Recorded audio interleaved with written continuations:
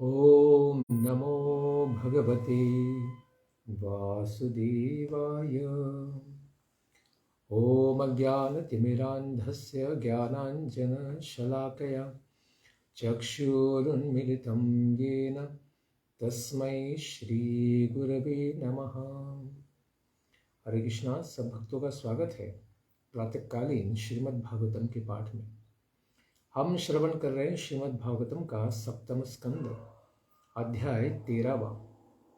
इसमें ब्रह्मचारी और वानप्रस्थ आश्रम के निरूपण के बाद नारद मुनि यति धर्म यानी सन्यासी का क्या धर्म है इसका निरूपण करेंगे और इसी में अवधूत और प्रहलाद के संवाद को भी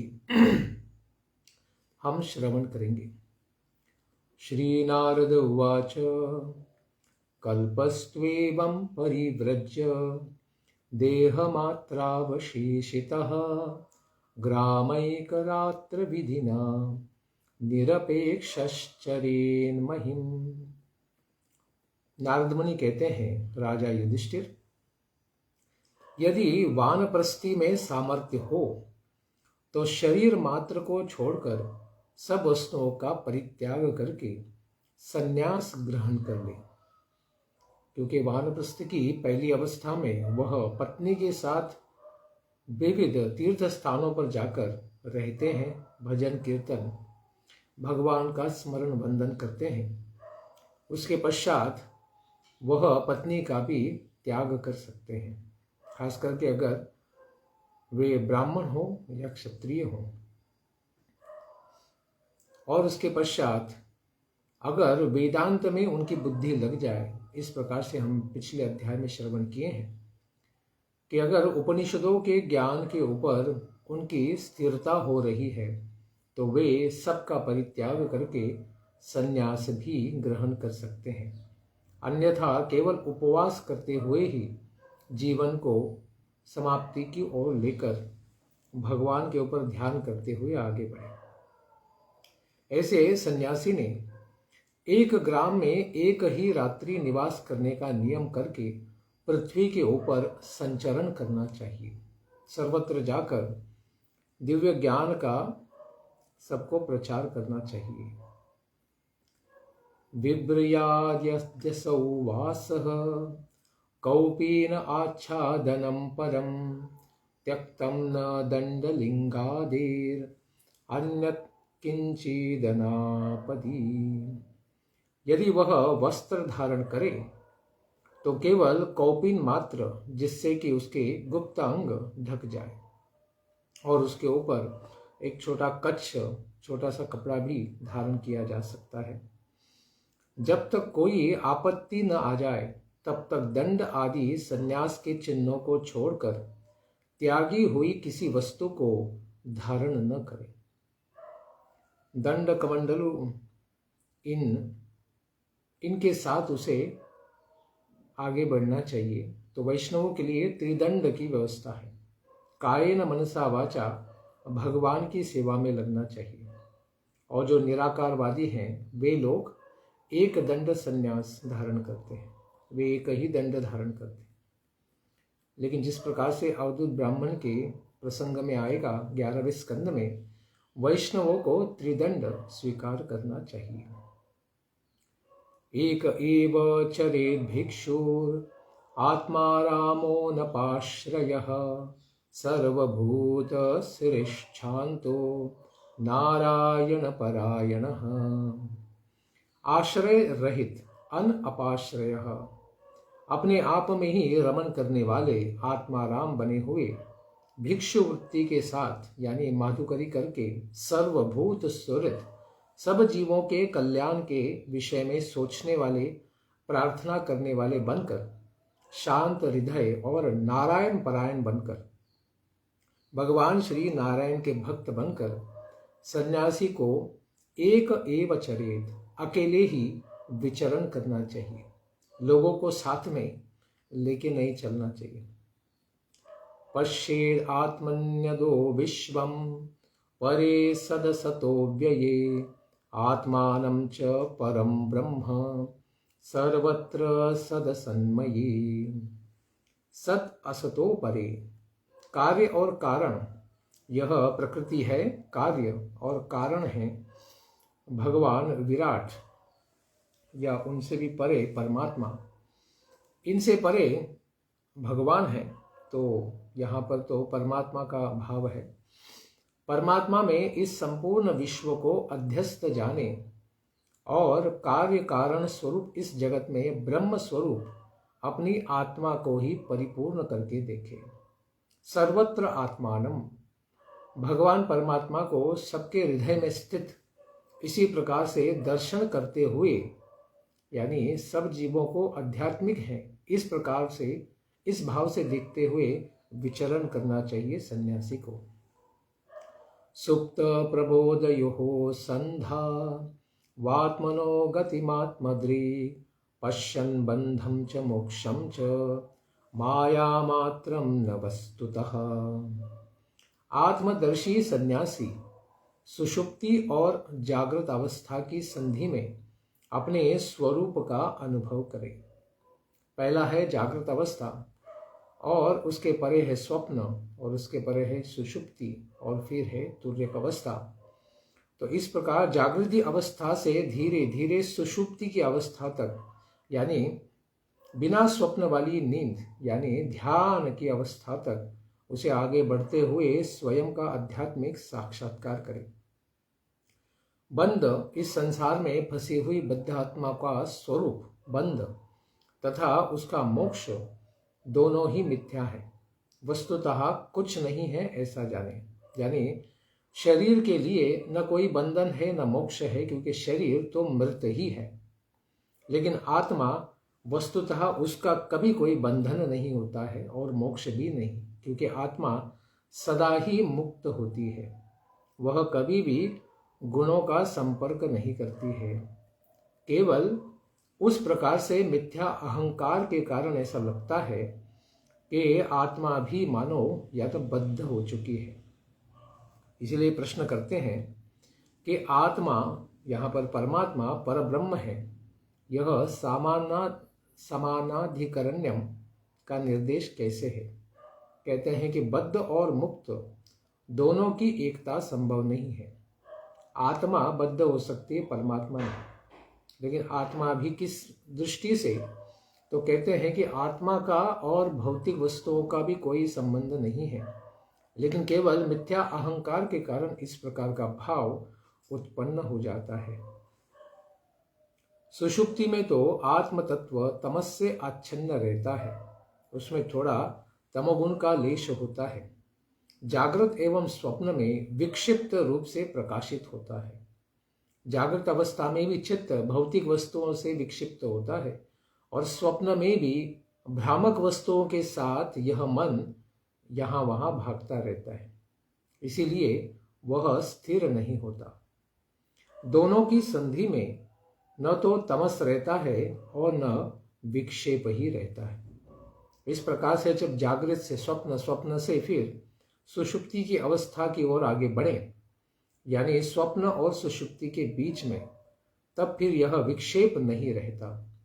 अतएव उसी समय जब स्वप्न ही नहीं है, यानी मन अत्यंत शांत है, उस समय आत्मा को लक्ष्य बनाकर स्थित रहने वाला आत्मक तत्व के अनुभव को हम प्राप्त कर सकते हैं।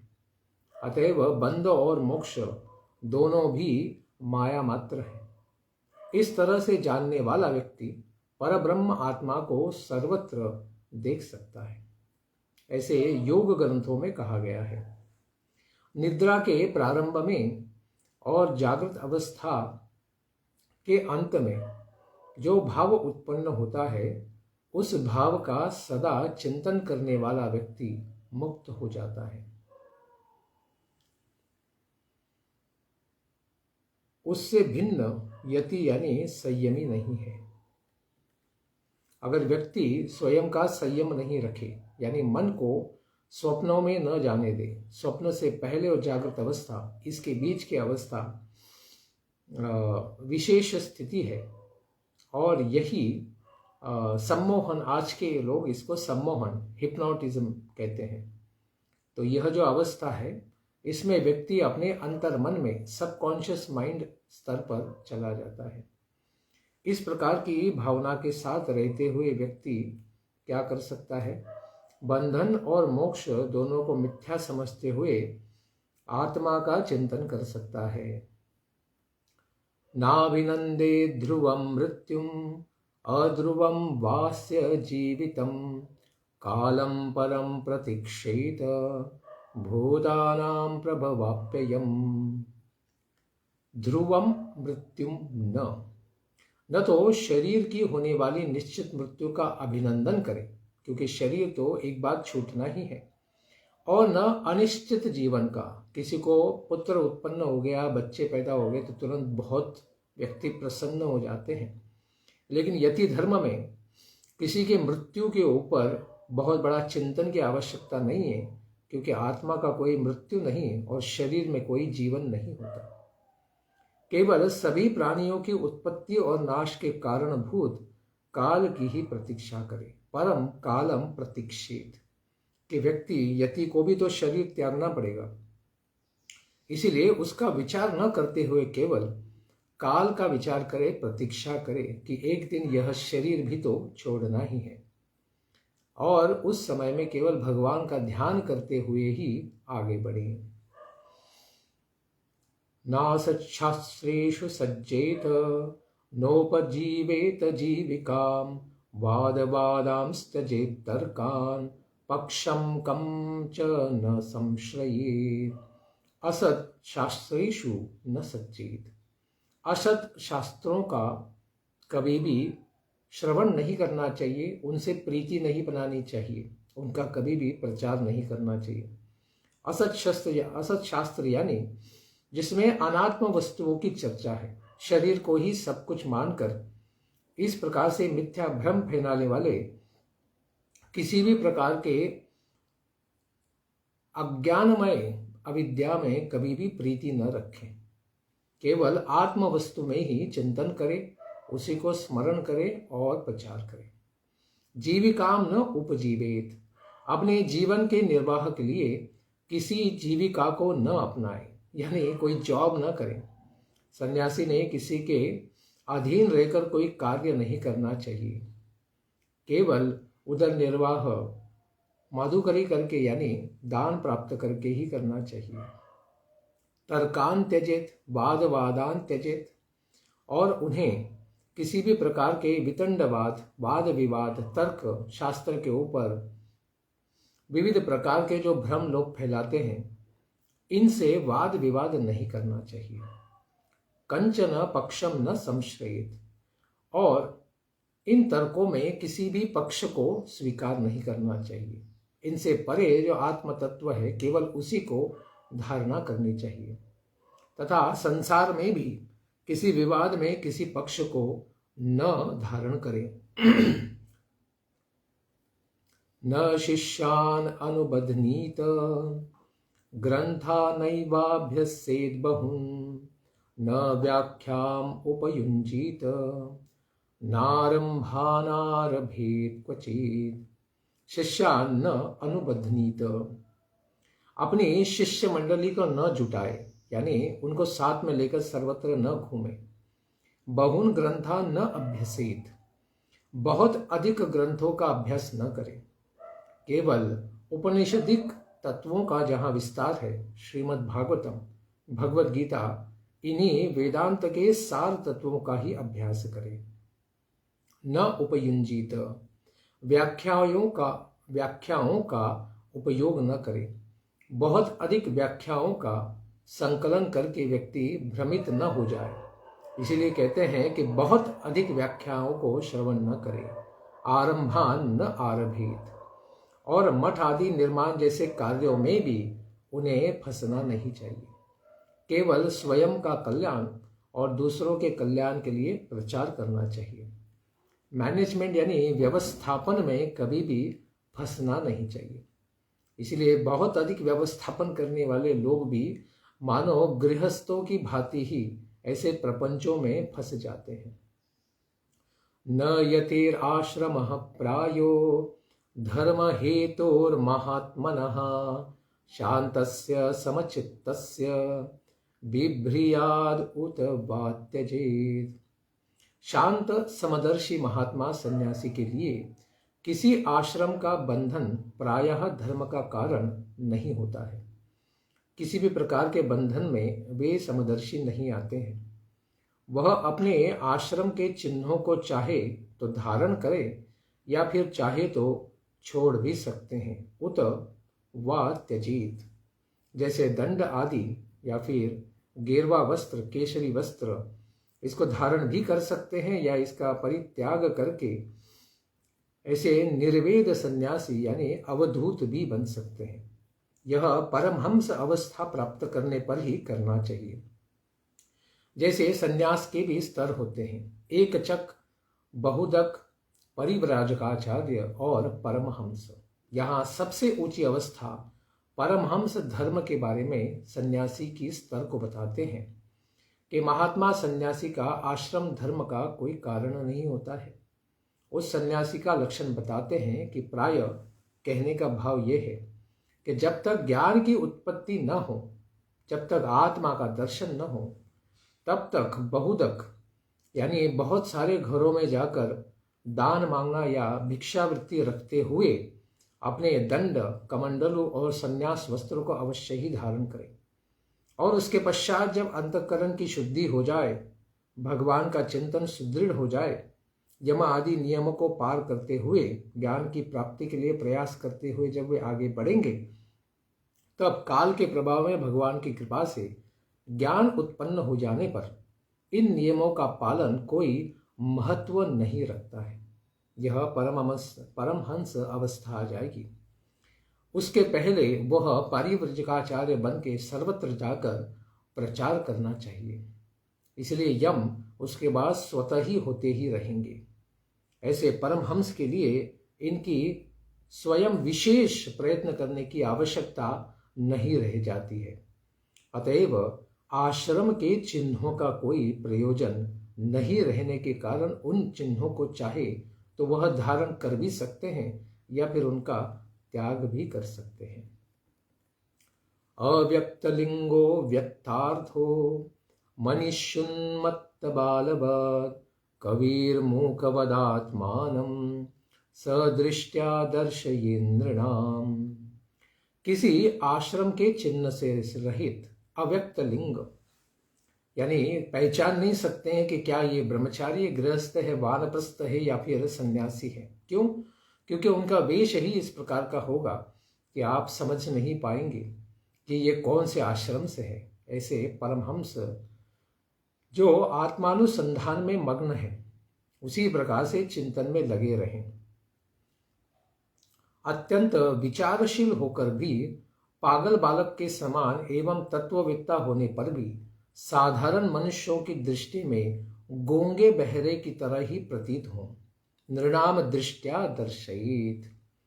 सब लोगों की दृष्टि में तो ऐसे दर्शन करना चाहिए जैसे मूकवत बोलना नहीं आता या बधिरवत सुनना नहीं आता है, कोई पागल ही है मानो। इस प्रकार से परमहंस होते हैं। इसका वर्णन हम ऋषभ देव जी की लीला में श्रवण कर चुके हैं, क्योंकि उन्होंने इसी परमहंस स्तर को प्राप्त कर लिया था। अत्राप्युदारहन्तीम् इतिहासं पुरातनं प्रह्लादस्य च संवादं मुनेर अजगरस्य च। तो कहते हैं कि इस परमहंस धर्म का कोई उदाहरण बता सकते हैं। तो उदाहरण के रूप में प्रहलाद जी तथा अजगर वृत्ति धारण किए हुए ऐसे महान दत्तात्रेय जी के संवाद को महात्मा लोग प्राचीन इतिहास के रूप में उपन्यस्त करते हैं। उसी को यहाँ पर नारद मुनि कहते हैं कि परमहंस कैसे होते हैं। तम शयानम धरोपस्थि कावेर्याम सय्यसानुनी रजस्वलैस्तनूदेशैर्निगूढामलतेजसम् ददर्श लोकान् विचरन् लोकतत्त्वविवित्सया वृतो मात्यैः कतिपयैः प्रह्लादो भगवत्प्रियः। भगवत प्रिय प्रहलाद, भगवान के अतिशय प्रिय भागवतोत्तम प्रहलाद जी महाराज कुछ मंत्रियों के साथ लोगों के हृदय की बात को जानने के लिए लोगों में विचरण कर रहे थे। यानी सामान्य मनुष्यों की तरह वेश धारण करते हुए ऐसे गूढ़ वृत्ति से सारे संसार में लोग हमारे बारे में, धर्म के बारे में क्या सोचते हैं, उसको जानने के लिए गुप्त रूप से विचरण कर रहे थे। उन्होंने देखा कि सह्य पर्वत की तलहाटी में, सह्य यानी सह्याद्री, कावेरी नदी के तट पर एक मुनि पड़े हुए। उनके शरीर की निर्मल ज्योति अंगों की धूलि धूसरित होने के कारण ढकी हुई थी। ऊपर से समझ में नहीं आ रहा था कि ये कौन से आश्रम से है, ब्रह्मचारी, गृहस्थ, वानप्रस्थ या सन्यासी, कुछ भी समझ में नहीं आ रहा था।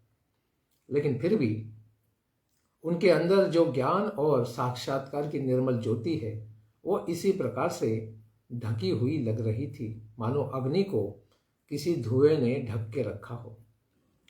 कर्मणा कृतिभिर्वाचा लिंगैर्वर्णाश्रमादिभिः न विदन्ति जनायं वै सोऽसावीति न वेति च। उनके कर्म, आकार, वाणी तथा वर्ण एवं आश्रम के चिन्हों से लोग यह नहीं जान पाते थे कि क्या ये सिद्ध है या कोई सामान्य व्यक्ति है। कुछ भी बता नहीं पाते थे कि यह कैसा व्यक्ति है, क्या इसका कर्म में अधिकार है, ज्ञान में अधिकार है, योग में या भक्ति में इसका अधिकार है, कोई भी बता नहीं पाते थे। तम नत्वाभ्यर्च विधिवत पादयोः शिरसा स्पृशन् विदित्सूरिदम प्राक्षिन् महाभागवतो सुरः। विदित्सु यानी जानने की इच्छा रखते हुए महाभागवतः, श्री भगवान के परम प्रेमी महाभागवत भक्त प्रहलाद जी महाराज उनको क्या करते हैं, नमस्कार करते हैं। तम नत्वा विधिवत अभ्यर्च, और विधिवत उनकी पूजा भी करते हैं। पादयोः शिरसा स्पृशन, उनके चरणों में, चरणार बिंदों में स्वयं की शीश को नमाकर स्पर्श करते हैं। इदम अप्राक्षित, और फिर इस प्रकार से उनको पूछते हैं। विवर्षिकायं पीवानं सोद्यमो भोगवान यथा वित्तं चैवोद्यमवतां भोगो वित्तवतामिह भोगिनां खलु देहोऽयं पीवा भवति नान्यथा। हे भगवान, आपका शरीर उद्यमी और भोगी पुरुषों के समान बड़ा ही हृष्ट पुष्ट है। आप तो किसी अत्यंत सुस्वस्थ रहने वाले पुरुष के समान आपका शरीर है, उसमें कोई रोग नहीं है। उद्योगी पुरुषों को ही धन प्राप्त होता है, क्योंकि जो लोग संसार में दिन भर 8-10 घंटा 20 घंटा काम करते हैं वही तो धन प्राप्त कर पाते हैं इस संसार में स्वयं के शरीर का पालन करने के लिए, और धनवानों को ही भोग प्राप्त होता है। ऐसे लोग ही फिर अर्थ के साथ फिर उस प्रकार के द्रव्यों को प्राप्त करके अच्छे अच्छे अन्नों को खाकर फिर शरीर को रिष्ट पुष्ट भी रख पाते हैं। अन्यथा कुछ खाने को नहीं है तो हड्डी पसली दिखेगी, यानी अत्यंत कृश हो जाएगा ये शरीर। भोगी पुरुषों का ही देह रिष्ट पुष्ट होता है, लेकिन आप तो कोई भोग करते हुए दिख नहीं रहे, फिर भी आपका शरीर बड़ा रिष्ट पुष्ट है। इसका कोई दूसरा कारण तो हमें लगता नहीं है। तो आप यहाँ सह्याद्री के तलहाटी में पड़े हुए हैं, कावेरी नदी का सिर्फ जल पी रहे हैं, लेकिन आपके न उद्यम दिख रहे हैं न भोग दिख रहे हैं, फिर आपका शरीर इतना हृष्ट पुष्ट कैसे बना हुआ है। न ते शयानस्य निरुद्यमस्य ब्रह्मन्नुहार्थो यत एव भोगः अभोगिनोऽयं तव विप्रदेहः पीवा यतस्तद् वदनः क्षमं चेत्। हे ब्रह्मन, आप मुझे वृत्ति से तो ब्राह्मण ही लगते हैं, क्योंकि आप निरुद्यमस्य, आपका कोई उद्यम मुझे दिखाई नहीं देता, आपकी कोई पर्णकुटी या घर भी नहीं दिखाई देता, आपका कोई चूल्हा भी दिखाई नहीं देता है, और आप यहाँ जंगल में ही पड़े हुए हैं। शयानस्य नूह अर्थो न यतः एव भोगः। आपके पास कोई धन भी नहीं है, क्योंकि धन की स्यूतः कोई थैली भी नहीं, और धन से ही तो भोग प्राप्त होता है इस संसार में। लेकिन वह धन न थैली, न पर्णकुटी, न चूल्हा दिख रहा है। भोग के बिना ही हे विप्र अभोगिनः तव अयम देह यतः। आपका यह शरीर हृष्ट पुष्ट कैसे है? वह यदि हमारे सुनने योग्य है, पीवा तत्क्षमम चेत तब वद। कृपा करके फिर हमारे पास पात्रता देखकर आप उसे कृपा करके हमको बतलाइए। इसीलिए यहां पर विनोद नहीं बना रहे हैं, कोई ठट्टा मस्करी नहीं कर रहे हैं।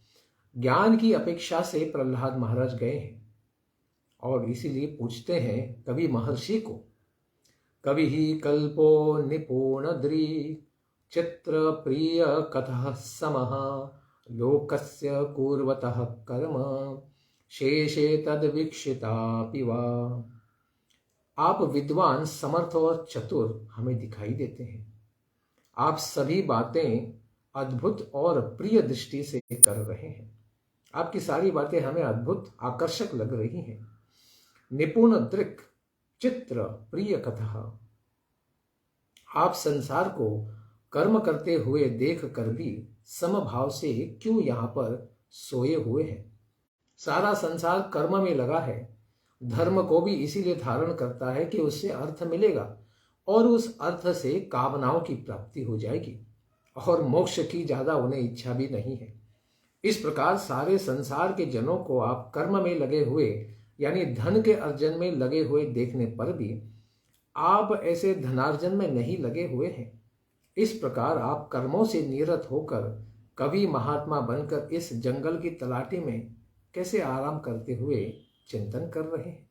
आप किसी का द्वेष भी नहीं करते और किसी की प्रशंसा भी आप करते हुए हमें दिखाई नहीं देते हैं। तो नारद मुनि कहते हैं स इत्थं दैत्यपतिना परिपृष्टो महामुनिः स्मयमानस्तमभ्याह तदवागमृतयन्त्रितः। इस तरह से दैत्यपतिना, दैत्यों के स्वामी प्रहलाद महाराज, इनके द्वारा पूछे जाने पर उनकी वागामृत के वशीभूत होकर अत्यंत सुंदर वाणी को श्रवण करके, जिससे अमृत ही टपक रहा था, अत्यंत प्रेममयी भावना से प्रहलाद महाराज ज्ञान की अपेक्षा रखते हुए इस प्रकार से जब पूछ रहे थे, सह महामुनि ही, तब वे महामुनि अवधूत दत्तात्रेय जी स्मयमान तम अव्याह, मुस्कुराते हुए इस प्रकार कहने लगे। ब्राह्मण उवाच वेदेदम् असुरः श्रेष्ठ भवान्न वार्य सम्मतः इहो परम यो नृणां पदान्यध्यात्म चक्षुषा। दत्तात्रेय महर्षि कहते हैं, हे दैत्यराज, हे असुर श्रेष्ठ, तुम्हारा सभी श्रेष्ठ पुरुष सम्मान करते हैं। पहले से ये दत्तात्रेय मुनि ये जानते थे कि यह प्रहलाद महाराज है। किसी से पूछने की भी आवश्यकता नहीं थी, क्योंकि वे दिव्य ज्ञान का दर्शन करते थे। ननु भवान आर्य सम्मतः, सारे सभ्यता प्राप्त व्यक्ति आपका सम्मान करते हैं। मनुष्यों की कर्मों की प्रवृत्ति और निवृत्ति के फल को तुम अपने ज्ञान नेत्रों से ही जानते हो। तुम स्वयं भी यह ज्ञान रखते हो कि कितना भी व्यक्ति कर्म करे, इस इह संसार को पार नहीं कर सकता है। पुनरपि जननम पुनरपि मरणम पुनरपि जननी जठरे शयनम, पुनः पुनः मरना पड़ेगा उसे और पुनः पुनः जन्म लेना पड़ेगा। वो तो कभी मोक्ष को प्राप्त नहीं करेगा। इसीलिए आप अपने अध्यात्म चक्षु के द्वारा, दिव्य ज्ञान की दृष्टि के द्वारा तो देख ही रहे हैं कि यह निवृत्ति धर्म को प्राप्त करे, तो निवृत्ति भी अगर वो भगवान के चिंतन तक नहीं पहुंचती है, तो ऐसा निष्कर्म भी उसे पुनर्जन्म का ही तो कारण बनता है। इस प्रकार आप ज्ञान दृष्टि से सब कुछ तो देख ही पा रहे हैं। यस्य नारायणो देवो भगवान हृदगतः सदा भक्त्या केवलया ज्ञानम धुनोति ध्वंतमर्कवत्। केवल या भक्त्या, केवल भगवान नारायण की भक्ति के द्वारा ही, जो भगवान दिव्य गुणों से संपन्न है, सदा आपके हृदय में विराजमान रहने वाले से नारायण आपको दिव्य ज्ञान प्रकाशित करते रहते हैं और सदा हृदगतः ज्ञानम अर्कवध्वांतम धुनोति, और सूर्य के समान, अर्क यानी सूर्य, ऐसे सूर्य यानी भगवान परमात्मा अंधकार रूपी अज्ञानमयी तमोगुण को सदा ही विनष्ट, ध्वांतम धुनोति, नष्ट करते रहते हैं। वे ही आपके हृदय में अज्ञान का अंधकार विनष्ट कर चुके हैं, तो आपको किसी ज्ञान की कहाँ आवश्यकता है। आप तो सब कुछ जानते हैं। आपने मुझे पागल नहीं समझा, ज्ञानी समझा, क्योंकि संसार में तो पागल लोग भी ऐसे दाढ़ी बढ़ाकर और जंगल की तलाटी में बिना कपड़ों के पड़े हुए रहते हैं। क्या वे ज्ञानी होते हैं? लेकिन आपने मुझे ज्ञानी किस प्रकार से समझा? यानी आप परम ज्ञानी हैं। एक ज्ञानी ही दूसरे ज्ञानी को समझ सकता है, वरना लोग तो मूर्खों को ही ज्ञानी समझकर पूजा करते रहते हैं। अथापि ब्रूमहे प्रश्नां तव राजन्य यथाश्रुतं संभावनीयो हि भवान् आत्मानः शुद्धिमिच्छताम्। हे राजन प्रहलाद, फिर भी मैं अपने ज्ञान के अनुसार श्रुतम ब्रूमहे, तुम्हारे प्रश्नों का उत्तर अवश्य दूंगा। तुम भगवान के भक्त हो तो तुम्हारा भी सम्मान होना चाहिए, क्योंकि शुद्धिम इच्छताम भवान, जो अपनी आत्मा की शुद्धि चाहने वाला व्यक्ति है, और आप शुद्ध हृदय होने पर भी मानो साधक का भाव लेकर दूसरों के कल्याण के लिए ऐसे प्रश्न पूछ रहे हैं। संभावनीय, आप सदैव सम आदरणीय हैं। सब लोग यानी आपके साथ जो बाकी जन हैं, मंत्री संत्रीगण, इनका भी कल्याण आप करना चाहते हैं। इसीलिए आप इस दिव्य ज्ञान को स्वयं न कहते हुए, क्योंकि आपने उस प्रकार से गृहस्थ धर्म धारण किया है, तो एक यति परमहंस के द्वारा ही इस दिव्य ज्ञान को आप प्रकाशित करना चाहते हैं। क्योंकि परोक्ष सच में प्रिय, परोक्षवाद तो भगवान को भी प्रिय है। तो आप भी इस प्रकार से प्रत्यक्ष उपदेश न देकर किसी और के द्वारा उपदेश दिलाकर, जो इस संसार में सबका सम्माननीय है, गृहस्थ धर्म से परे है, ऐसे यति के द्वारा ही, परमहंस के द्वारा ही ऐसा दिव्य ज्ञान दूसरों को देना भी चाहते हैं। इसीलिए शास्त्र भी कहते हैं कि इस प्रकार से परमात्मा ज्ञान को, भगवत ज्ञान को यति यानी वैरागी लोगों ने ही प्रचार करना चाहिए। क्योंकि गृहस्थ के प्रचार करने पर लोग कहते हैं कि केवल अर्थ बुद्धि के लिए ये कर रहे हैं, पहले वैराग्य को धारण करके तो दिखा दे। इस प्रकार की भावना रहने पर आपके मंत्री संतरी आपसे ज्ञान प्राप्त कर पाएंगे? नहीं कर पाएंगे। लेकिन यति को एक परमहंस धर्म प्राप्त करने वाली वैरागी अवधूत से अवश्य ही वे ज्ञान प्राप्त करेंगे। इस प्रकार से आप हमें भी और उनको भी दिव्य ज्ञान के प्रचार प्रसार के लिए और धारणा के लिए उत्साह दे रहे हैं। तृष्णया भववाहिन्या योग्यैः कामैरपूरया कर्माणि कार्यमाणोऽहं नानायोनिषु योजितः। संसार के प्रवाह में डालने वाली तथा इच्छानुरूप भोगों के प्राप्त होते रहने पर भी कर्मों को करने वाली तृष्णा वासना ने मुझे अनेक योनियों में डाल दिया था। अहम नाना योनिषु योजितः।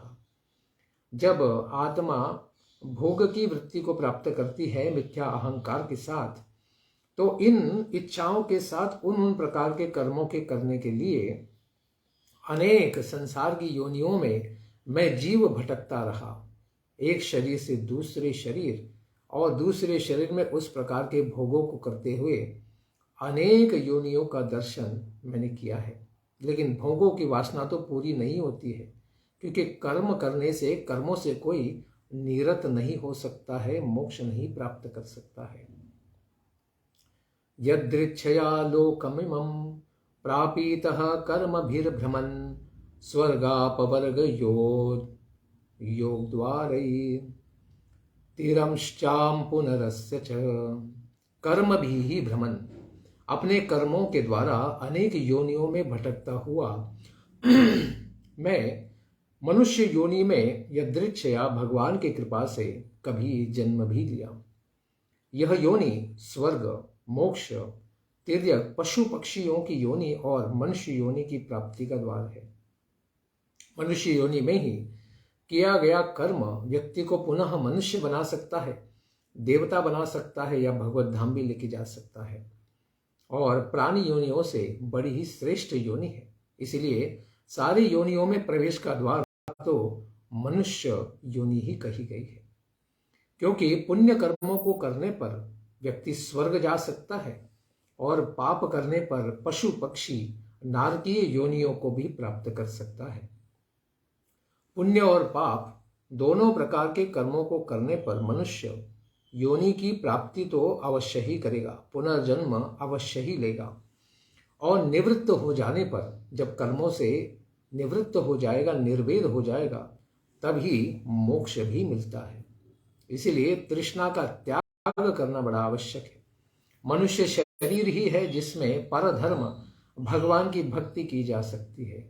पशु पक्षी और देवता बनने पर भी अधिक दुख और अधिक सुख की अवस्था में व्यक्ति भक्ति नहीं कर पाता है, मनुष्य ही भक्ति कर पाते हैं।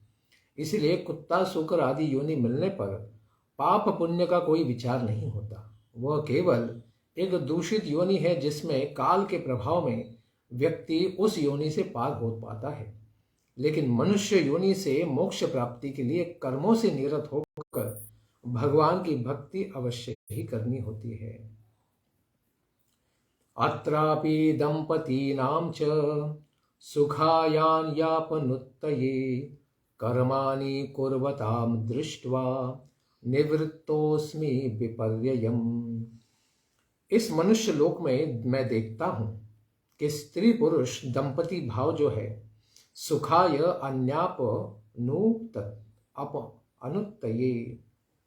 अन्यापनुत्तये, स्त्री पुरुष सुख की प्राप्ति के लिए तथा दुख की निवृत्ति के लिए कर्मों को दिन रात कर रहे हैं, बड़े कष्टों को यापन कर रहे हैं, उस अर्थ के पीछे पड़े हैं जिससे उनकी सारी कामनाओं की पूर्ति हो जाएगी, घर में सारी वस्तुएं आ जाएंगी, इसके लिए बड़ा ही कष्ट कर रहे हैं। किंतु उन लोगों को उल्टा ही फल प्राप्त हो गया। क्या? पुनः उन्हें दुख में ही पड़ना पड़ता है। सुख तो मिलता नहीं है, सुख की अपेक्षा है तो सुख नहीं मिलता, और दुख की निवृत्ति चाहते हैं लेकिन दुख हटता नहीं है। इस प्रकार से भ्रमित होकर विपर्ययम् दृष्ट्वा, केवल विपर्याय को ही प्राप्त करते हैं। और यह देखकर मैं कर्मों से निवृत्त हो गया हूं। इस सब को मैंने जब दर्शन किया कि जब व्यक्ति सुख की अपेक्षा से ही कर्म करता है लेकिन पाता केवल दुख ही है, तो मैंने यह संसार में दुख की प्रवृत्ति को देखते हुए निवृत्तोस्मि, मैं तो कर्मों से निवृत्त हो गया हूं, क्योंकि कर्म करने से केवल दुख ही दुख प्राप्त होता है। इसलिए भगवान गीता में भी कहते हैं, दुखालयम अशाश्वतम, यह संसार दुख का आलय, दुख का ही घर है। हर कर्म करने पर केवल दुख ही मिल रहा है, और सुख भी यहाँ पर, पुण्य भी यहाँ पर दुखों की प्राप्ति के लिए ही पुनर्जन्म का कारण बनता है। इसलिए मैं ऐसे कर्मों से निरत हो गया हूं, न मुझे किसी भी संसार की प्रवृत्तियों में अभी इच्छा नहीं रही। इसीलिए कर्मों का त्याग मैं कर चुका हूं। सुखमस्यात्मनो रूपम सर्वे हो परतिस्तनुः मनः संस्पर्शजान् दृष्ट्वा भोगाम स्वप्स्यामि संविशन्। आत्मा का सुख ही स्वरूप है। आत्मा कभी दुख प्राप्त नहीं करता, केवल स्वयं को भौतिक शरीर मानने के कारण ही उसे दुख का अनुभव हो रहा है, अन्यथा आत्मा के लिए तो कोई दुख नहीं होता। समस्त कामनाओं की निवृत्ति ही उस आत्मा का शरीर अर्थात उसके प्रकाशित होने का स्थान है। व्यक्ति ने केवल सुख का ही अनुभव करना है तो भौतिक कर्मों से उसे निरत होना पड़ेगा और भगवान की भक्ति में 24 घंटे 12 महीने 365 दिन लग जाना होगा। इस प्रकार से समस्त लोकों को मनोराज्य मात्र मानकर मैं यहाँ पर निर्वेद होकर सब कर्मों को त्याग कर मैं यहाँ पर आराम कर रहा हूं। संस्पर्शान भोगान, जो दूसरे के शरीर को, मीठे मीठे वस्तुओं को खाना, सुंदर सुंदर शरीरों को, नरम नरम शरीरों को स्पर्श करना, इन सब भोगों को मैं त्याग करके संविशन स्वप्स्यामि, मैं बड़ा आनंद से यहाँ पर आराम कर रहा हूं। क्योंकि प्रश्न होता है कि प्रवृत्ति के द्वारा तो कभी सुख भी मिल सकता है ना, केवल दुख ही थोड़ी मिलता है, तो निवृत्ति से क्या होगा? तो इसका उत्तर देते हैं अवधूत जी महाराज दत्तात्रेय।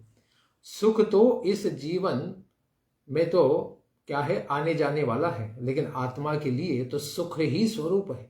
आत्मा सदा ही आत्माराम है, स्वयं में ही आनंद लेता है। यदि ऐसी बात है तो फिर वह सुख रूप से क्यों नहीं प्रकाशित होता है? इस प्रकार से कहने पर कहते हैं कि सभी चेष्टाओं से उपरत हो जाना ही तो इसका स्वरूप है। भौतिक सभी पाप और सभी पुण्यों को त्याग देना, कर्मों से उपरत हो जाना ही तो इसका आनंद का स्वरूप का खोज करने वाला मार्ग होता है। इसीलिए मैं सब कर्मों को त्याग करके बैठा हूं। सभी क्रियाओं की निवृत्ति हो जाने पर यह सुख रूप से स्वयं ही प्रकाशित होता है। भोग तो केवल मनोरथ मात्र से ही उत्पन्न होने वाले हैं। भोग सारे मन में बैठे हैं कि मैं आनंद प्राप्त कर रहा हूं, मुझे दुख नहीं है, मुझे सारे अच्छे अच्छे खाने के पदार्थ मिल रहे हैं, इस प्रकार से मुझे गर्मी होने पर मैं एसी चला देता हूं, ठंडी होने पर मैं स्लीपिंग बैग में सो जाता हूं। यह सब मनोधर्म ही केवल मात्र है। अतएव वे कभी शाश्वत नहीं है, आते जाते रहते हैं। आगमा अपाइनो नित्यास्ताम तितिक्षस्व भारत, इनको आते जाते देखते हुए व्यक्ति ने इनसे उपरत हो जाना चाहिए। इसीलिए इस बात को जानकर समझकर मैं सोता रहता हूं, अर्थात कोई भी उद्यम नहीं करता हूं। तो फिर जीव भोगों को कभी क्यों भोगता रहता है? इस पर परमहंस कहते हैं कि जीव प्रारब्ध कर्मों का फल तो भोगता ही है। तो बोलते हैं कि आपको ये शरीर क्यों प्राप्त है? कहते हैं कि पूर्व जन्म के प्रारब्ध कर्मों का फल ही है कि अभी यह शरीर मिला है। तो इसका सम्मान यही है कि इसके लिए इसको कर्म में न डालें, केवल भगवान के चिंतन में ही इसको रखें और कोई भौतिक कार्य हम नहीं करेंगे। इत्येतदात्मनः स्वार्थं संतं विस्मृत्य वै पुमान् विचित्राम सती द्वैते घोरामाप्नोति संस्कृतम्। इस तरह से पुरुष अपने वास्तविक स्वार्थ को, दिव्य आत्मानंद को, सुख को भूलकर इस मिथ्या द्वैत को सत्य मान लेता है कि मैं और मेरा, इस प्रकार के द्वैत भाव को वो ले लेता है। शरीर के साथ संपर्क, शरीर के साथ जो संबंधी है उन्हीं को अपना मानता है। इस प्रकार तेरा मेरा पृथक भाव प्राप्त कर लेता है।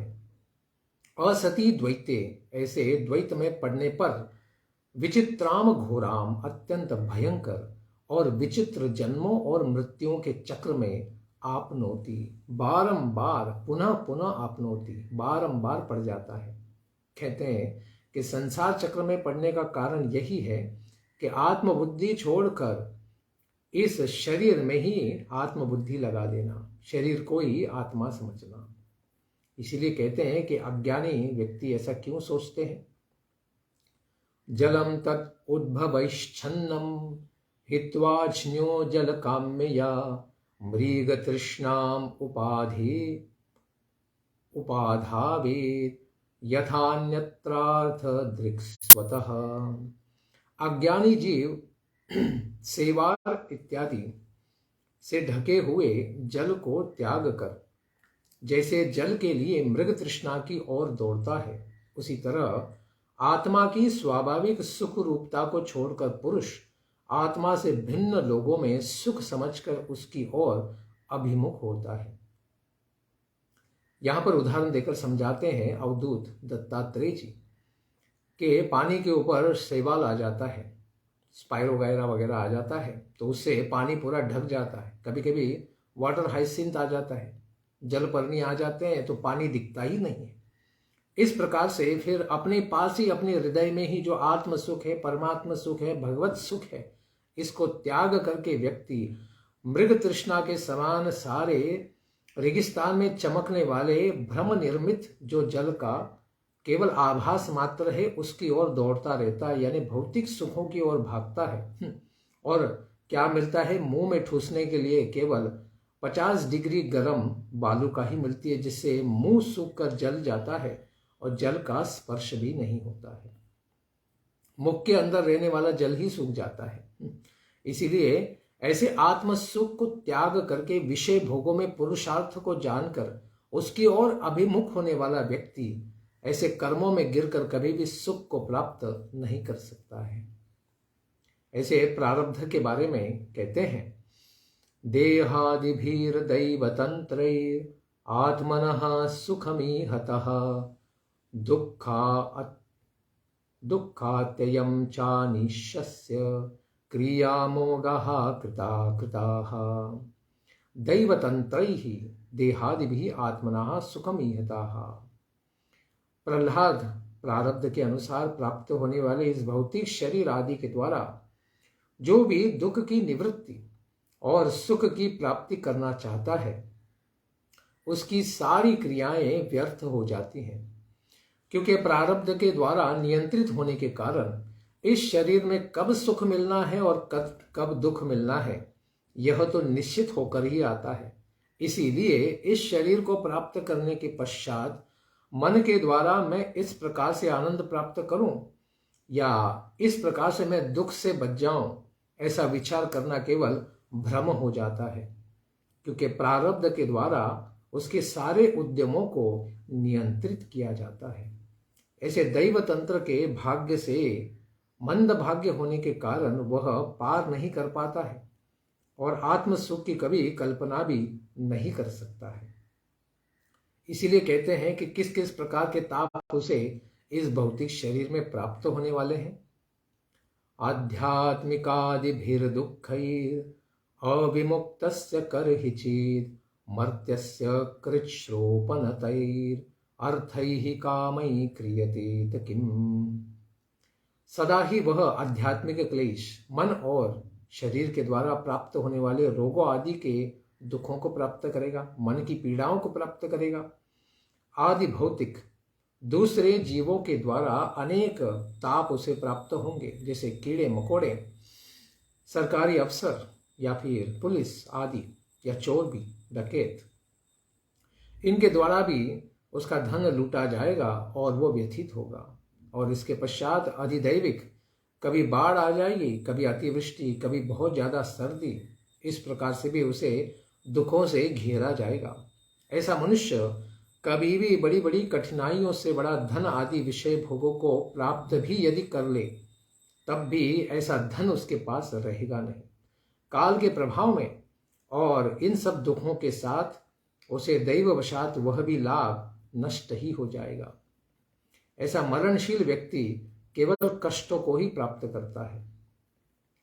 पश्यामि धनिनाम क्लेशम लुब्धानाम अजितात्मनाम भयाद अलब्ध निद्राणाम सर्वतो भी विशंकिनाम।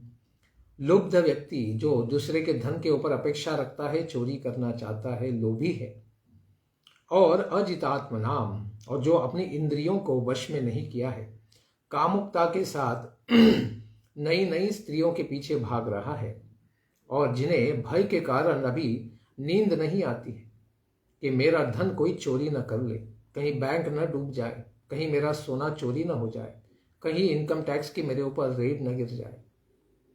इस प्रकार भय से आवृत्त होकर निद्रा न प्राप्नोति, निद्रा को प्राप्त नहीं करता है, और जिनको किसी पर भी विश्वास नहीं होता, अभी विशंकी नाम, क्योंकि उन्हें लगता है कि यह धनी होने के कारण क्या करेगा, अपने धन का व्यय का हमेशा उसे आभास होगा कि मेरा धन कोई चोरी करने तो नहीं आ रहा है। इस प्रकार ऐसे धनिक पुरुषों को भी मैं कष्टग्रस्त ही देखता हूं। धनी नाम क्लेशम पश्यामि। अब मर्सिडीज कार होगी, लेकिन वो मर्सिडीज कार को भी कहीं खरोच ना आ जाए, इसकी बड़ी चिंता होती है। घर परिवार भी बड़ा बड़ा होता है, लेकिन उसका कब व्यय या नाश हो जाए, इसका भी वो क्या करते हैं, चिंतन करते रहते हैं। इस प्रकार धनवान व्यक्ति धन के लोभ में रहने के कारण उसे खोना तो नहीं चाहते, और खोने पर उन्हें तुरंत हार्ट अटैक भी आ जाता है। तो ऐसे दुखों को देखकर मैं धनिकों को भी देखता हूं कि कर्म में बड़े बड़े चढ़े उद्यमी हैं, लेकिन इस प्रकार का क्लेश उनको प्राप्त है, तो मैंने धन प्राप्ति की इच्छा को भी त्याग दिया है, इसलिए मैं धन को प्राप्त नहीं करता हूं। राजतश्चोरतः शत्रुः स्वजनात् पशुपक्षितः अर्थिभ्यः कालतः स्वस्मान् नित्यं प्राणार्थवद्भयम्। प्राण एवं धन के लोभियों को किन किन का डर होता है? राजतः, राजा से डर होता है। चोरतः, चोरों से डर होता है। शत्रु हो, अपने शत्रु या अपने भाई ही जो शत्रु बने हुए हैं, ऐसे स्वजनात्, इनसे भी भय होता है। पशु पक्षितः, पशु पक्षी भी याचक हो जाते हैं, उनसे भी डर होता है। इस प्रकार काल से भी, अर्थिभ्यः कालतः, काल के प्रभाव में भी धन का नाश हो सकता है।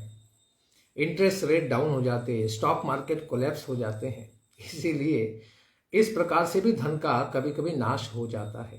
तथा अपने भी भय से, यानी मैं ही कहीं खर्चा न कर दूं, प्राणवद अर्थ वद भयम नित्यम, कि मेरे द्वारा ही कोई गलत निर्णय लेने से भी मेरा पैसा नष्ट हो सकता है। गलत चीज़ों में मैं पैसे को इन्वेस्ट कर दूं और स्टॉक गिर जाए तो वो भी नष्ट हो जाएगा। इस प्रकार से मैं ही गलती से कभी अधिक खर्च न कर दूं, इसका भी डर उसे लगा ही रहता है। और इसका परिणाम क्या होता है? शोक मोह भय क्रोध राग क्लैब्य श्रमादयः यन्मूलः स्योर्नृणाम् जय्यात् स्पृहां प्राणात् योबुतः। नृणाम, मनुष्यों को जिसके कारण शोक मोह भय क्रोध राग कायरता तथा श्रम इत्यादि होते हैं, उन प्राण और धन के विषय में होने वाली स्पृहा, स्नेह को बुद्धिमान मनुष्य को अवश्यम भावी त्याग देना चाहिए। स्पृहाम जय्यात्, उस स्नेह को, पैसे के साथ लगे हुए भावनाओं को, स्नेह को काट देना चाहिए। काटना बड़ा कठिन है, इसीलिए ऐसे वैरागी जन जो परमहंस वृत्ति को प्राप्त है, धन संचय की वृत्ति को त्याग चुके हैं, इनका ही आश्रय आवश्यक है। उनकी कृपा से ही होगा। जो बड़े बड़े मठों में करोड़ों रुपए लेकर बैठ गए, ऐसे लोगों के संसर्ग से ऐसा ज्ञान प्राप्त नहीं होगा, और धन से जो स्पृहा बनी है उसका भी कभी त्याग नहीं होगा। ऐसे अवधूत वृत्ति वाले दत्तात्रेय जी के दर्शन या संग की अपेक्षा करनी चाहिए।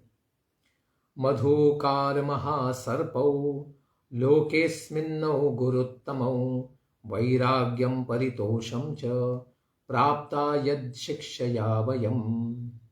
अस्मिन् लोके, इस भौतिक संसार में, मधुकार महासर्पौ, मधुमक्खी और अजगर हमारे सबसे बड़े गुरुत्तमौ, सारे गुरुओं में बड़े श्रेष्ठ गुरु हैं। कौन कौन? मधुमक्खी, हनीबी, और अजगर, पाइथन। इनकी शिक्षा से हमें वैराग्य और संतोष दोनों की प्राप्ति हो सकती है। शिक्षया वयम वैराग्यम परितोषम च प्राप्ता, दोनों की प्राप्ति हम कर सकते हैं। यदि कहें कि इस तरह से अनर्थ का अनुभव करने वाले को भी इस विषय भोगों से विरक्त नहीं होते हुए देखा जाता है। लोभी लोग भी देखते हैं कि पैसे से वो लोग भी सुखी नहीं है, लेकिन फिर भी ऐसे पैसे को त्याग नहीं पाते हैं, और न तो कुछ भी मिल जाए उससे ही वे संतुष्ट होते हैं। आज धंधा ज्यादा नहीं चला, पैसा ज्यादा नहीं मिला, इसका हमेशा चिंतन करते रहते हैं, संतुष्ट नहीं होते कि कम से कम इतना तो मिला। तो आपने कैसे वैराग्य प्राप्त कर लिया हे अवधूत जी? इस पर कहते हैं कि मैं मधुमक्खी और अजगर से कुछ सीख चुका हूं, वे मेरे महान गुरु हैं। इनसे ही मैं क्या करता हूं, वैराग्य और संतोष की भावना को मैंने सीख लिया है। कैसे? विरागः सर्व कामेभ्यः शिक्षितो मे मधुव्रतात् कृच्छ्राप्तं मधुवत् वित्तं हत्वाप्यन्नो हरित्पतिम। मधुमक्खी से मैंने सभी काम्य पदार्थों से वैराग्य की शिक्षा प्राप्त की है। मधुमक्खी से मैंने विशेष ज्ञान प्राप्त किया है, वैराग्य विद्या सीखी है। विरागः शिक्षितः। जिस तरह मधुमक्खी बड़े ही कष्ट से मधु इकट्ठा करती है, 2, 4, 10 किलोमीटर जाकर अनेक अनेक पुष्पों को ढूंढती है, उसमें भी जिसमें सुंदर पराग उपलब्ध है, मधु उपलब्ध है, उसी पुष्पों को ढूंढती हुई वहां से परागकण उठाकर लाती है। उसी तरह धनवान बड़े ही कष्ट से धन को प्राप्त करता है। सब जगह जाकर क्या करता है, वस्तुओं को बेच बेच कर दिन भर कष्ट करके पसीना बहा के पैसा जमा करता है। जिस तरह लोग या भालू मधुमक्खियों को भगा देते हैं और फिर मधु को उठा लेते हैं जो बना बनाया हुआ मिल जाता है, वे लोग, भालू या फिर दूसरे लोग भी जो मधुकामी हैं, ऐसे लोग उस छत्ते को काट कर निकाल लेते हैं। उस तरह लोग धन के स्वामी को मारकर उसके धन को ले लेते हैं। किसी व्यक्ति ने सोने का जैकेट पहना तो उसी दिन कुछ बच्चों ने उसके ऊपर आक्रमण करके उसको पत्थरों से चटनी बना दिया और उस सोने के उसके वस्त्र को चोरी करके लेके गए। तो यह धन के स्वामी को मारकर ऐसा धन चोरी हो जाता है। इससे मैंने यह शिक्षा ग्रहण की कि विषय भोगों से विरक्त ही रहना चाहिए। मधुमक्खियां इतना संचय करती हैं, लेकिन एक ही क्षण में कोई भालू या फिर मधु लेने वाला व्यक्ति आकर उसे एक ही क्षण में ले जाता है। तो काल के प्रभाव में धन को मृत्यु एक ही क्षण में हमसे वियोग करा देता है। ऐसे धन का ज्यादा संयोग क्या काम का। शरीर पालन के लिए करना चाहिए, वो भी ठीक है, लेकिन मैंने वह भी त्याग दिया है। क्यों, उसका भी उत्तर देंगे। अनीहः परितुष्टात्मा यदृच्छोपनतादहं नोच्छेच्छये बह्वा हानि महाहीरीव सत्ववान। दैववश जो कुछ भी मिल जाता है उसी से मैं संतुष्ट परितुष्ट आत्मा रहता हूं, क्योंकि मैं ज्यादा कष्ट नहीं करता हूं और अधिक की इच्छा नहीं करता कि मुझे आज ज्यादा फल फूल मिल जाए, इसके लिए ज्यादा मैं और दूर जंगल में जाऊंगा, इसकी भी मैं अपेक्षा नहीं करता। दैववशात जो मिल जाए बस उसी को पा लेता हूं। यदि कुछ भी नहीं मिलता है, कभी कभी मिलता भी नहीं है, नोचेत बहु अहानि, तो रिष्ट पुष्ट मैं अनेक दिनों तक अजगर की समान ही सोता रहता हूं। अहानि महाहीरीव शयी, अजगर के समान सोता रहता हूं कि अपने आप ही अगर कोई साथ में पास में आ जाए या फिर काल के प्रभाव में ही मेरे ऊपर जो वृक्ष है उसी को फल फूल आ जाए तो यही आगे जाके मैं खा लूंगा। ऐसा विचार करते हुए यही अजगर की तरह पड़ा रहता हूं। अजगर से मुझे इस प्रकार से संतोष की शिक्षा मिली है कि न मिलने पर भी मन, संतोष भी तो मन का ही केवल एक प्रतिबिंब है। तो मैं केवल मन में ही संतोष मान लेता हूं कि काल के प्रभाव में कभी मिल भी जाएगा, छोड़ो कहाँ जाना है। इस प्रकार मैंने संतोष के ज्ञान को प्राप्त किया है अजगर वृत्ति को धारण करने से। इसीलिए मेरा शरीर कुछ न मिलने पर भी रिष्ट पुष्ट ही रहता है, क्योंकि मैं अपनी शक्ति का व्यय नहीं करता हूं अर्थ या फिर अन्न की प्राप्ति में। क्वचिद अल्पम क्वचिद भूरि भुंजेन्नम स्वाद स्वादुवा क्वचिद भूरि गुणोपेतम गुणहीन मुत क्वचित। कहीं पर मुझे थोड़ा अन्न प्राप्त हो जाता है, क्वचित अल्पम अन्नम भुंजे, तो मैं उसे प्राप्त कर लेता हूं। कभी क्वचित बहुस्वादु, कभी कभी बहुत सुस्वादु फल भी मुझे प्राप्त हो जाते हैं, तो उन फलों को भी मैं खा लेता हूं। कभी स्वादिष्ट तो कभी नीरस भी प्राप्त होते हैं। क्वचित भूरि गुणोपेतम, कभी कभी गुण रहित फल भी मिलते हैं, खट्टे खुट्टे, उनको भी मैं खा लेता हूं। कभी बहुत ही सुंदर फल मिलते हैं, उनको भी मैं प्राप्त कर लेता हूं। क्वचित ऊत गुणहीनम, कहीं पर अनेक गुणों से युक्त तभी गुणहीन भी प्राप्त हो जाते हैं। लेकिन मैं द्वैत भाव न रखते हुए कि अच्छा बुरा, इस प्रकार से भाव न रखते हुए जो आ जाए उसको प्राप्त करता हूं। श्रद्धयोपारितं क्वापि कदाचिन्मानवर्जितं भुञ्जे भुक्त्वाथ कस्मिन् चिद्वार नक्तं यदृच्छया। कभी तो श्रद्धा पूर्वक प्राप्त अन्न को खाता हूं और कभी अपमान पूर्वक प्राप्त अन्न को खाता हूं। यानी कभी किसी ने प्रेम से फेंका हो, प्रेम से दे दिया हो, मान के साथ दिया हो, श्रद्धा के साथ दिया हो, उसे भी मैं प्राप्त कर लेता हूं। और कभी कभी कदाचित मान वर्जितम, मान से नहीं दिया है, फेंका हुआ है, तुच्छता की भावना से दिया है, फेंका हुआ है, उसे भी मैं प्राप्त कर लेता हूं। कस्मिन चिद दिवा भुक्त्वा, दिन में खाकर यदृच्छया वशात प्राप्त अन्न को फिर मैं नक्तम, रात में भी खा लेता हूं। कभी झूठा भी खाता हूं, कभी जो मान के साथ, श्रद्धा के साथ ताज़ा भी मिल जाए उसको भी खा लेता हूं। कभी कभी दिन में खा लेता हूं या फिर बासी बनाकर शाम को भी, रात का कभी बासी बनाकर सुबह भी खा लेता हूं। इस प्रकार से मैंने कोई नियम नहीं रखा है। क्षौमम दुकूलमजिनम क्षीरम वल्कलमेव वा वसिन् यद्यपि संप्राप्तम दिष्ट भोग तुष्ट धीरहम। प्रारब्ध के अनुसार प्राप्त भोग में ही मैं संतुष्ट रहने वाला हूं। जैसा भी आ जाए समय के प्रभाव में मैं उसी को प्राप्त करके संतुष्ट रहता हूं। कभी क्षौमम दुकुलम अजीनम, कभी रेशमी, कभी सूती, कभी मृग चर्म, कभी फेंका हुआ चिर वस्त्र टुकड़ा, कभी वल्कल वस्त्र अथवा दूसरा भी जो प्राप्त हो जाता है, यानी पॉलिस्टर का बना हुआ, उसी वस्त्र को मैं प्राप्त कर लेता हूं। अन्यदपि संप्राप्तम वसे, ऐसे किसी भी फेंके हुए वस्त्र को मैं पा लेता हूं और उसी को धारण करके बस शरीर को मैं ढक लेता हूं, कुछ शॉपिंग करने नहीं जाता। क्वचित क्षये धरोपस्थे त्रीन परमाश्म भस्मसु क्वचित प्रासाद पर्यंके कशिपौ वा परिच्छया। कहीं पर तो मैं पृथ्वी पर ही सो जाता हूं, धरा उपस्थे, कहीं तृण पर सो जाता हूं, कभी पत्तों पर, कभी अश्म यानी पत्थर के ऊपर ही, शिला के ऊपर ही सो जाता हूं। कहीं पर दूसरों की इच्छा से महल के भीतर पलंग के गद्दे पर भी सोता हूं। कभी कोई बड़े सम्मान से मुझे अपने घर में भी ले जाता है और प्रासाद पर्यंक के बड़े सुंदर डनलप के बेड के ऊपर भी मुझे कशिपौवा सुला देता है। तो उस गद्दे पर भी कभी मैं किसी भी भावना के रहित सो भी जाता हूं, क्योंकि मुझे तो रात निकालनी है, कहीं तो सोना है। इस प्रकार से मैं अजगर की तरह कहीं भी सो जाता हूं।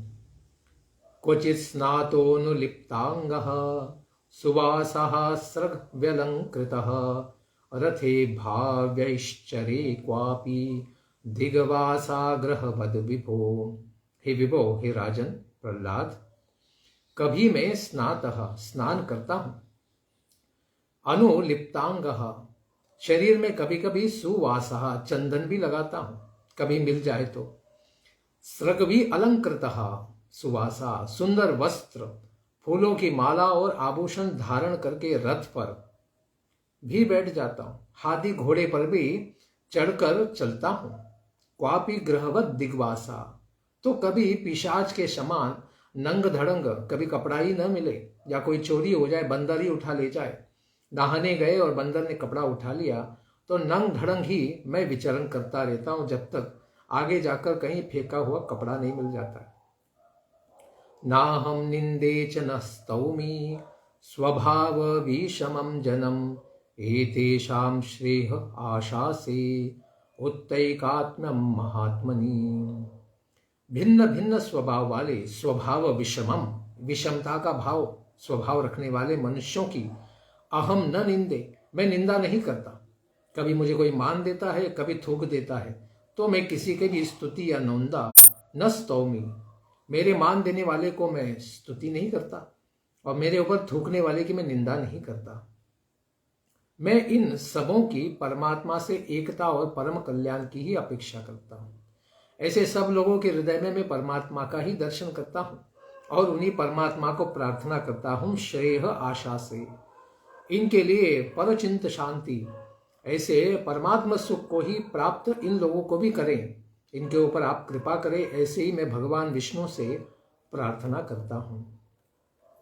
विकल्पम जुहुया चित्तौ ताम मनस्यर्थ विभ्रमे मनोवैकारिके हुत्वा तम मायायाम जुहोत्यनु। सत्य का अनुसंधान करने वाले मनुष्य को चाहिए चित्तौ कि वह चित्त में वह जो अनेक प्रकार के पदार्थ और भेद मालूम पड़ते हैं, दिखते हैं, अर्थ विभ्रमे मनसी, मन के अंदर इस प्रकार से भ्रम उत्पन्न होते हैं कि यह पदार्थ अच्छा है, यह भाल, यह मंद, आर सब मनोधर्म, इन सबको मन धर्म करके ही मानना चाहिए। उन सबको चित्त वृत्ति में होम करे, यानी उनको स्वाहा कर दे। चित्त वृत्ति को इन पदार्थों के संबंध में विविध भ्रम को उत्पन्न करने वाले मन में क्या करे, समाहित कर दे, त्याग दे। ऐसे मन को सात्विक अहंकार रूपी बुद्धि में त्याग दे और उसको बुद्धि को अहंकार में त्याग दे और सात्विक अहंकार को महत तत्व के द्वारा माया रूपी प्रकृति में होम कर दे, स्वाहा कर दे। इस प्रकार से इन तत्वों से निस्संग हो जाए, संग त्याग कर दे। आत्मानुभूतौ ताम मायाम जुहुया सत्य दृंग मुनि ततो नीरिहो विरमे स्वानुभूत्यात्मनि स्थितः। समस्त भेदों आदि का कारण तो माया ही है, ताम मायाम। इस प्रकार निश्चय करके उस माया का आत्मानुभूतौ, स्वयं के आत्मा परमात्मा का दर्शन करने में ही होम कर दें। इस प्रकृति को भी भगवान के चरणों में ही समर्पित स्वाहा कर दें।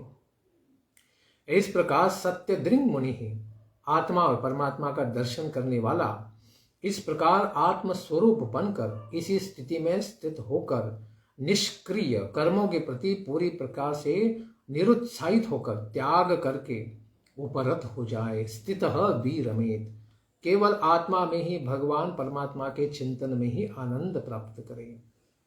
स्वात्मवृत्तं मयेत्थं ते सुगुप्तमपि वर्णितं व्यपेतं लोकशास्त्राभ्याम भवान ही भगवत्परः। इस प्रकार मैं अत्यंत गोपनीय भी तथा लोक एवं वेद से भी परे अपने वृत्त का वर्णन तुमको इसलिए करता हूं क्योंकि तुम भवान ही भगवत्परः, तुम भगवत परायण, नारायण परायण, नरसिंह परायण भगवत भक्त हो। अन्यथा मैं किसी मूर्ख के लिए इस ज्ञान का प्रकाश नहीं करता, क्योंकि यह सुगुप्तमपि, अत्यंत गुप्त है। शास्त्रों में भी गुप्त है, शास्त्र भी इसकी ज्यादा चर्चा नहीं करते हैं। इसीलिए लोक में भी और वेद में भी इसका बहुत ज्यादा पुरस्कार करने वाले लोग दिखेंगे नहीं, क्योंकि पुरस्कार करने पर पालन करना पड़ेगा। इस भय के कारण इसको संसार में भी कोई गृहस्थ तो प्रचार नहीं कर पाएगा और बहुत सारी यति भी उस स्तर पर न होने के कारण इसका विस्तार नहीं कर पाएंगे, क्योंकि अनधिकारी समझकर। इसीलिए ते वर्णितम, इसको मैंने आत्मवृत्ति को तुम्हें प्रकाशित किया है, क्योंकि तुम भगवान के भक्त हो, इसीलिए तुम सही पात्र व्यक्ति हो। नारद उवाच धर्मं पारमहंस्यं वै मुनेः श्रुत्वा सुरेश्वरः पूजयित्वा ततः प्रीत आमन्त्र्य प्रययौ गृहम्। मुनेः पारमहंस्यं धर्मं श्रुत्वा असुरेश्वरः ततः प्रीतः पूजयित्वा आमन्त्र्य गृहं प्रययौ। ऐसे अजगर वृत्ति को प्राप्त, मधुमक्खी से ज्ञान लेने वाले परमहंस बने हुए, संन्यास की सर्वोच्चम स्थिति को प्राप्त हुए ऐसे अवधूत वृत्ति वाले दत्तात्रेय मुनि जी को, जिनके द्वारा पारमहंस धर्म अवधूत वृत्ति को श्रवण करके प्रहलाद जी बड़े ही प्रसन्न हो गए, क्योंकि परम धर्म को उन्होंने श्रवण किया था। फिर वे ततः प्रीतः, बड़ी प्रेम भावना से उनके पूजयित्वा, पूजा करते हैं। उसके पश्चात उनकी आज्ञा लेकर आमंत्र्य, गृहम प्रययो, स्वयं के घर में वो प्रवेश करते हैं, यानी अपने धाम चले जाते हैं, जहाँ पर वे असुरों का कल्याण करने के लिए पुनः अपने कार्य को, राजा के भार को स्वीकार करेंगे।